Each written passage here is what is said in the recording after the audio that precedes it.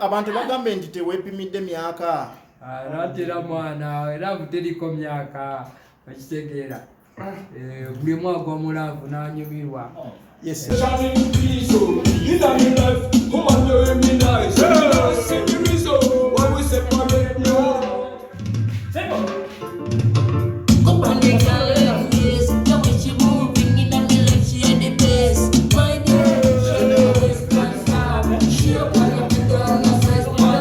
Why simple?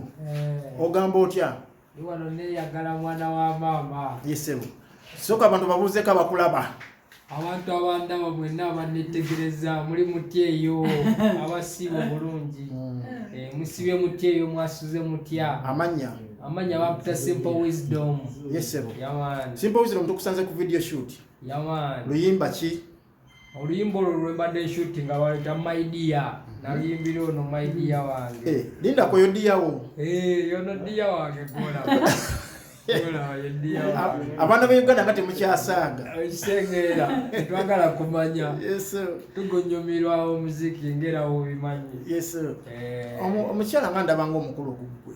Nati era nga obanyize nasalawo ne ngamba kanjagala ono emyaka kubanga ndaba buno obuwala obuto bonna buli mukola ki buba mu muzannyo buba bubbi naye kati ate ono omwana anjagala yasalawo nange nasalawo.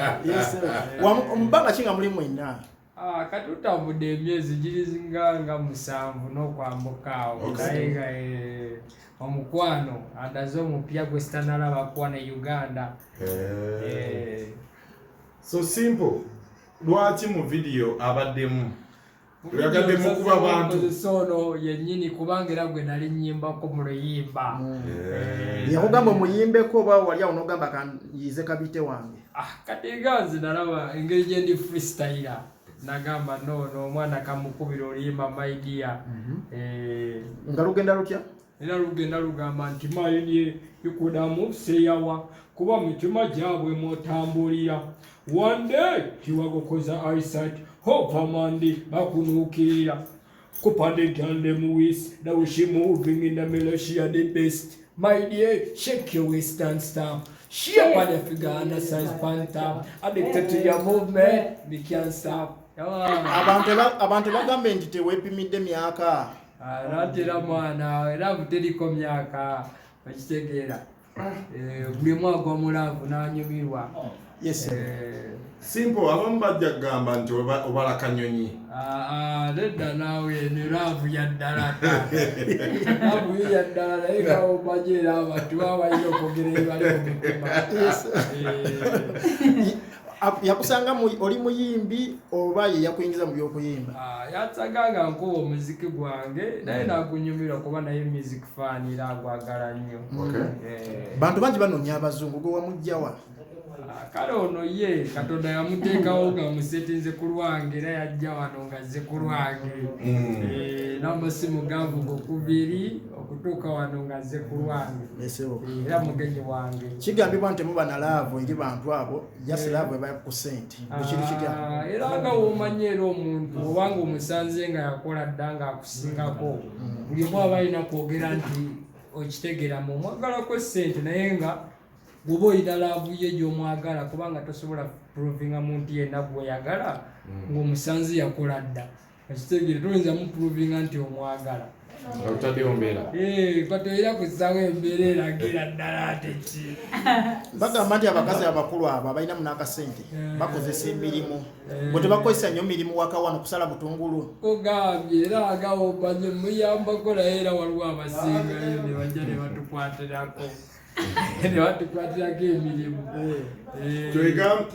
Tugambe nti wegase mu kibiina kya omuyimbiro oyo Jeff akulira akwagala abakazi abakadde. Ogambye ate nasalawo ne ngamba no kanjagala ono kubanga ndaba yansobola okiprovinga. Abasinga baba mu Liam Voice ne Aninoni bagamba bano babbosi bammwe. Kituufu baba bosi wo. Ate baba babbosi bamala baba. I know you're talking about. I caught that boy. We are talking about you. Yeah, I'm the boss. Because you have too much love for him. No, That's what we are trying to say. Yeah, I'm proving to them that it's love. This is love. It's not anything. We got love. That song is by Don Williams. We got love. Okay. Who did the video? Ani yakoze video wani ali kuchifana? Eno video agirie mabega aliawo mubanda yakolanga ne live naye mwana wa mutawana Francis. Francis. Okay. Ate audio wamukolera wa? Audio mbale na mukolere eyo guy bamuyita Mio, producer Mio, mwana wa manyi nya inalonga we naye bambi ena genda ne mwita idea najibayinga Omaze banga kingo oyimba Simple. Nze Simple bade nkube muziki ngera womanyi bange etonokeewo nentambula muko ninkomawo kati ningamba kanziremu improving nti nkuba omuziki ngera ngwagala kubanga omuziki namwe mugwagalira mugunyumirwa Omukyalo yakusuubiza ku baana oba jasimulya buli sente na love. Tusubirayo okuzaala y'abaana gawo omanyi kubanga already yalinayo abaana nga nange ninayo abaana kati so abaana tubasuubira busuubizi. Omukyala ava mu nsi ki? Ava mu California, ava mu America, mu California eyo waita Chico California. So ayinayo abaana bameka bayinayo? Abaana bibye bali abaana nga baabo naye nga era nange ninayo abange so kiki ekikulu ennyo kwenjo. We heard that you have kids. How many kids do you have? I have four sons. 4 sons. 3 natural and 1. Adopted. Yeah. Well, we didn't adopt. Well, he calls me his mother. I'm his second mother. Yeah. He talks to me more than my real blood son. So you love your guy so much? Huh? Like. You love him so much? This Yes. one? Of course, he's my man. Is your man?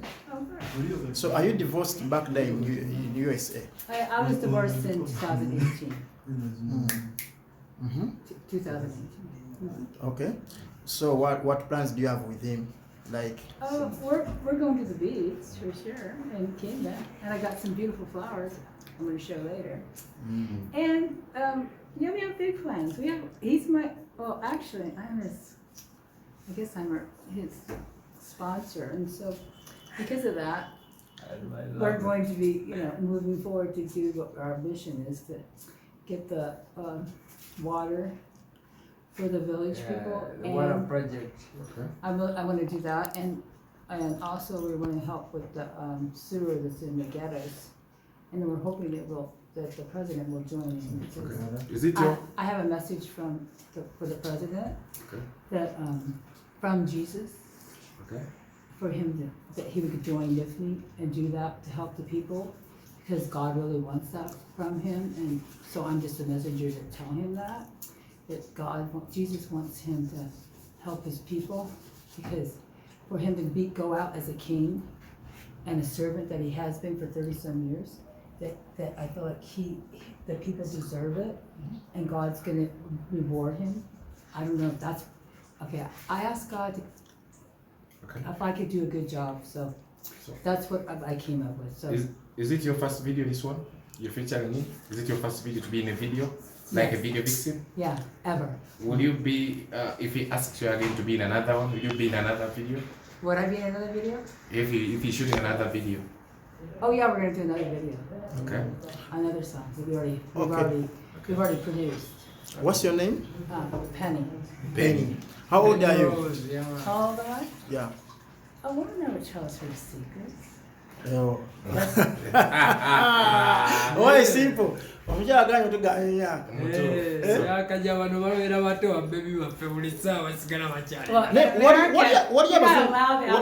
Wali abazungu ab'emyaka gyo.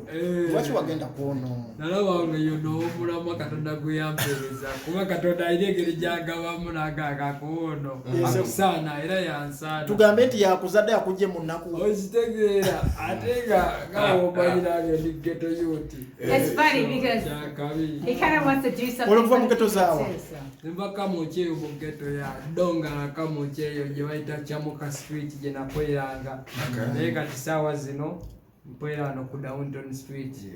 Okusula mu kibuga makati. Yes, sebo taata. Yakujja mu myala. Actually, Jesus chose him.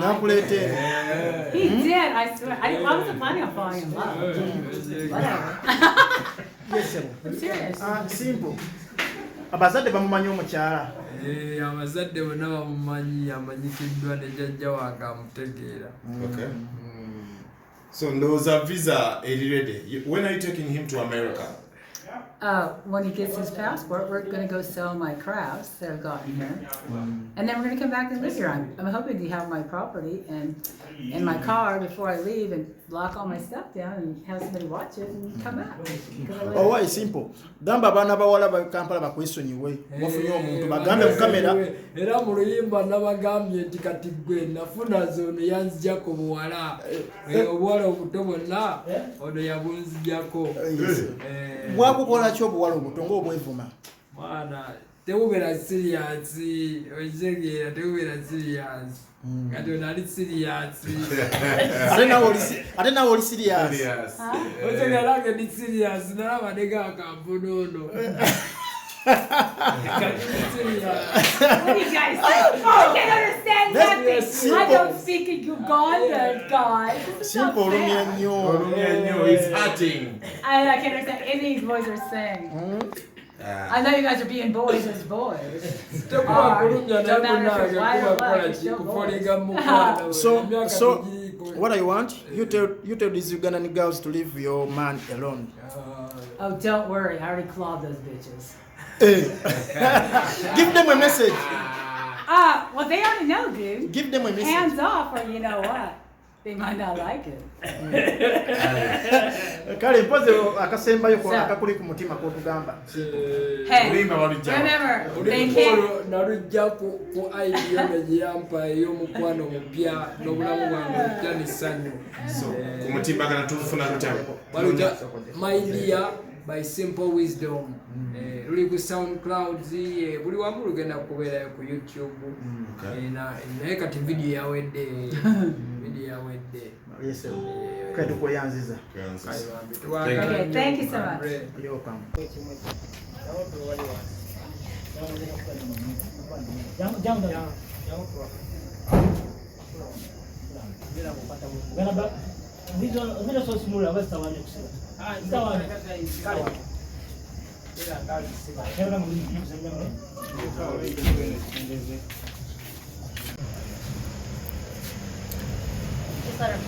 let me just have a moment.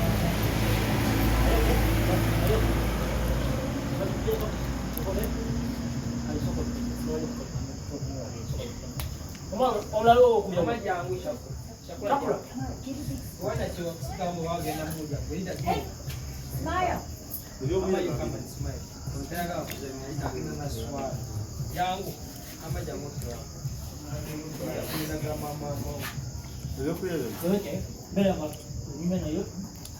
She's cuter for him anyway. The other one's too young. The other one. They look cuter together. Come on, boys. What are you thinking? She's too young. That looks cute. She's a Scoot up a little.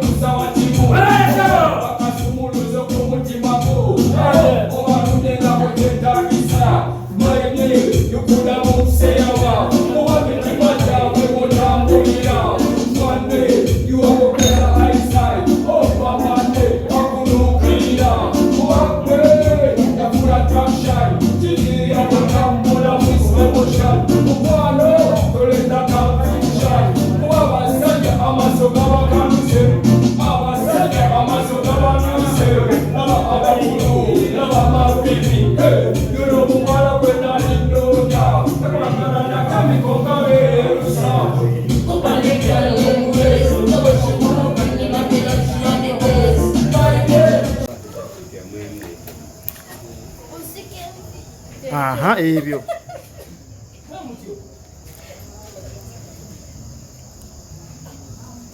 Sam.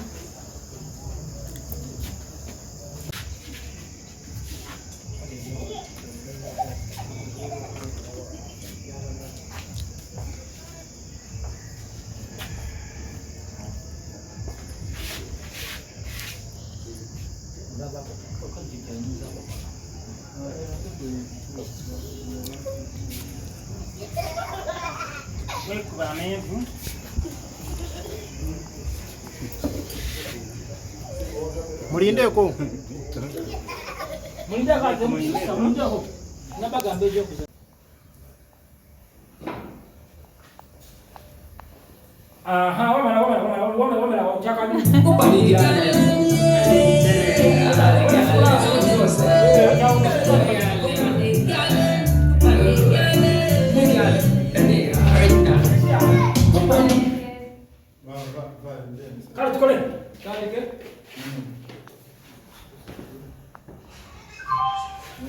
Are we doing good?